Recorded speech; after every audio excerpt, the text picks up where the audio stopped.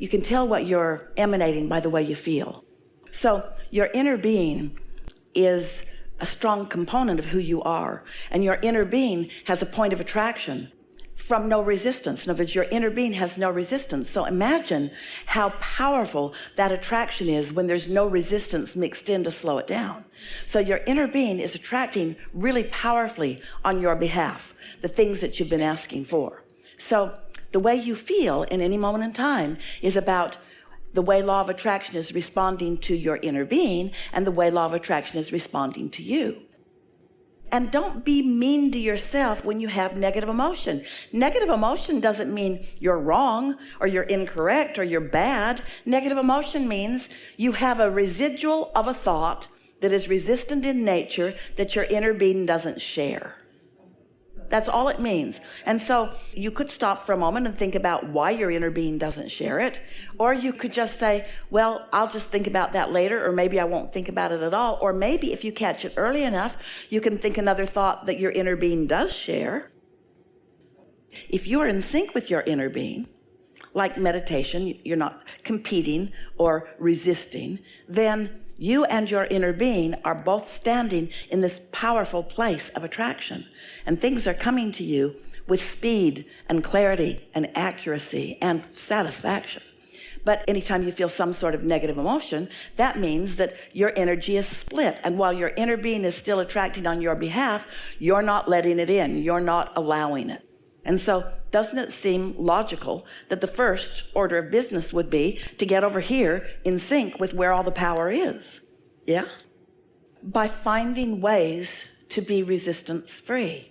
And that means first knowing what the feeling of resistance feels like negative emotion. Knowing what the feeling of alignment feels like love or satisfaction. And then doing your best to guide your thoughts into good feeling places. But the most significant success about that will come if you get out ahead of it. That's why we're encouraging segment intending, thinking about what you want in a segment, how you want to feel in a segment, and isolating what that feeling feels like before you get the email that says the printer truck hit the tree. If you're already in a worrisome place and you hear that, then you've got no sea legs, you've got no shock absorbers, and you're going to have a strong negative reaction to it that could take all day and maybe longer to get over. Because the worse it gets, the worse it gets, the worse it gets, the worse it gets, the worse it gets. Because the law of attraction is relentless, isn't it? Yes. Sometimes, pretty often in fact, when you're focusing on something you want to allow, you must be focusing upon the need to allow it or the absence of the thing that you want to allow. So well-meaning as you are introducing the absence of it into the equation. So you are therefore sticking the stick in the wheels and therefore slowing it down. So just don't do that. Do you understand that in every moment that you exist in your physical body, that this source energy part of you is aware of you and what you're thinking? The subject of your thought is the subject of your inner being's thought.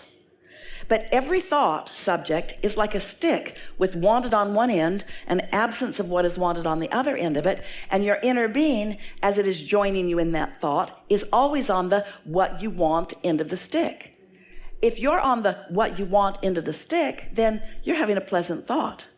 Esther just loves it when she finds her mind wandering in these pleasant thoughts. They're not monumental thoughts. They're not anything to write home about. They're not things that maybe anybody else would be interested in. Just really pleasant thoughts. And she realizes, oh, I'm really in sync with my inner being as I think about that. In other words, she and her inner being had a mutual consideration. You just got to decide through what eyes you want to look. And as you play with that a little bit, you begin to discover that instead of fear, you have confidence. And instead of confusion, you have clarity. And instead of yearning, you have knowing. And instead of hate, you have love. That's really what your quest is about everything anyway, isn't it? Is it boring? Is it boring to be tuned in? There's not much drama in connection. The drama is what put everything you want over there. You had lots of step one moments, and we'll have more. That's a good thing. The step one moments are a wonderful thing. But can't get rid of that thing you're giving your attention to. You just got to choose the other end of the stick. And you have the capacity to do that, don't you? We know. It's all in the way you decide to look at it. Do you know that anything that you perceive, it's not what you see, it's the vibrational stance from which you see it. And so what we're asking of you is, don't ask the world to change so that you can just blunder around and bumble on it and like what you see. Tune yourself so that you see what you want to see. Most of the world needs the world to change. And so from their place of disconnection, they're making all kinds of rules and requirements that they can't enforce. What comes out of it is a sense of insecurity because it's too much to control. Where when you realize the only thing that you would be prudent to control is your own point of attraction. And your own point of attraction is easy to understand because your emotions give you the indication of how you're doing. It's too simple, isn't it? So here's a resistant thought. I would really like to have more money, but it's hard to get. That's a resistant thought. Your inner being thinks only, all that is wanted is coming, all that is wanted is coming. And you say, but it's hard. Your inner being is saying, all that is wanted is coming, all that is wanted is coming. You say, but it's hard. As long as your thinking is hard, then every time you think about money, it's a sort of discouraging subject. It's a subject that makes you not sleep at night. It makes you want to try hard. But your inner being knows that whatever you want is coming because your inner being has full view of all of the cooperative components that are all lined up. Your inner being knows where you are and where you want to be and what the path of least resistance is to get you there. Not the quickest route. The quickest route would be if you were over there with your inner being with no resistance. The quickest route would be meditate, quiet your mind, don't think any thoughts. You're right there. You're right there because you're thinking no thought, but then you come out of meditation, you go right to that resistant place, if that's your habit of thought. So a resistant thought has resistance in it, and a resistant thought, which has resistance in it, contains some form of negative emotion. We'd like to just slap you all upside the head so that you just know that, but that's not how it goes. You have to, thought by thought, discern what a resistant thought is on this subject, what a resistant thought is on this subject, what a non-resistant thought is. So over time, we've said to you, reach for the best feeling thought. Well, that's nice too. Reach for the best feeling thought. But you know, have you ever had a conversation with someone where you have a pretty clear understanding of something and maybe a strong opinion about it? And they've asked for your help and you want to help them and you feel pretty clear about what would help them. But they have a different opinion. And so you're sort of debating it. And each suggestion you make, they resist it. And so it's like this battle of wits that is going on where every time you tell them something, you try to give them examples of what worked for you, and they've got a yeah but about it until it becomes such a frustrating conversation because they're not hearing you and you're not really hearing them, and it's quite a tug of war that's going on. You have those two people in yourself much of the time. So your inner being is always knowing that what you want is possible and in fact is lined up. Do you know what the greatest cause of resistance is in resistant thought? Do you know what the greatest cause of it is? Your current reality. Because if you want something that you don't have and you're really focused upon what you've got, which isn't what you want, then your awareness of what is preventing you from going to where you want to go. Isn't that interesting? Just being present in the moment and aware of what's going on will keep you from the improvement. Esther said to us in the early days, but Abraham, it's true. It's true, so shouldn't I think about it?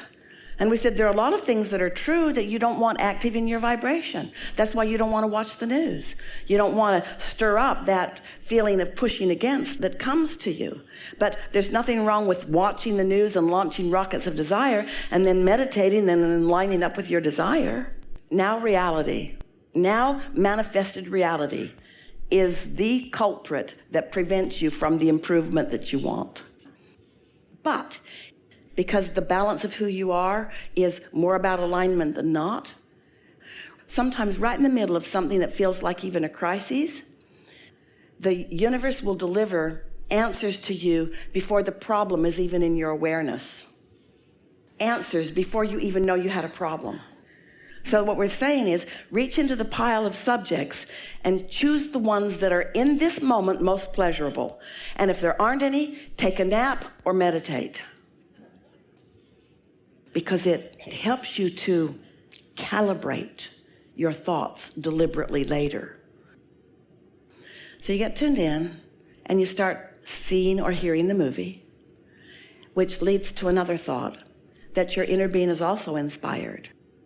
And then the next thought, introduced in the midst of the easy thought, could go one of two ways. It could either make the harder thought a little easier, or it could introduce a little bit of resistance. Doesn't matter which one it is, it only matters that you're aware. So you know when to back off, you know when to give your attention to it. That's how you figure this out, isn't it? Think of abundance and resources, and think of resources and abundance, and resources meaning air that you're breathing, and friends that you're playing with, and conversations that you're having. There are a lot of resources that don't have the resistance that the money thing has. And so when you get into that place of feeling abundance, turn the word to resources and acknowledge the incredible resources. Our favorite thing about this state of alignment is that it's not just a state of clarity, but it is. And it's not just a state of love, but it is. But it is a state of replenishment. Well, is there a better word that goes with abundance than replenishment? Because we want you to express your money outward, in and out, in and out, in and out, in and out, in and out. And so if it's going out, it's got to be replenished, you see. Your planet is such a planet of replenishment. There are so many people that want to pinch you off from accepting the well-being of your planet.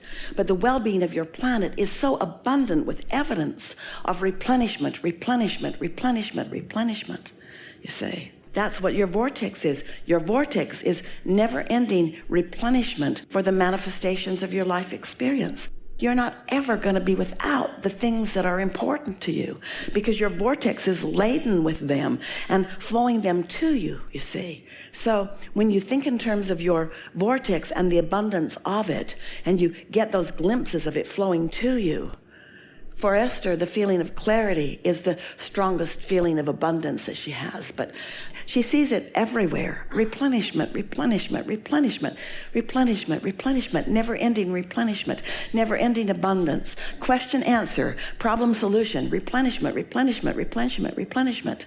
Expansion. There's no regression. You can't go back. Once you have birthed it and it's in your vortex, and once your inner being is all over it, it's a done deal. It is for sure, for sure, for sure. The only question is, how long is it going to take you to talk yourself into letting it in? And the answer to that is, how soon are you willing to let go of whatever it is you're focused upon to let the now give way to the true now? Manifestations that are around you, surrounding you, they're old news. The vortex is where it all is. And so when you open that valve and you find the key to that, what that feels like, then you just have one satisfying moment after another, after another, after another, after another. My life, as it came to me, as it came at me, caused me to launch desires and make big requests.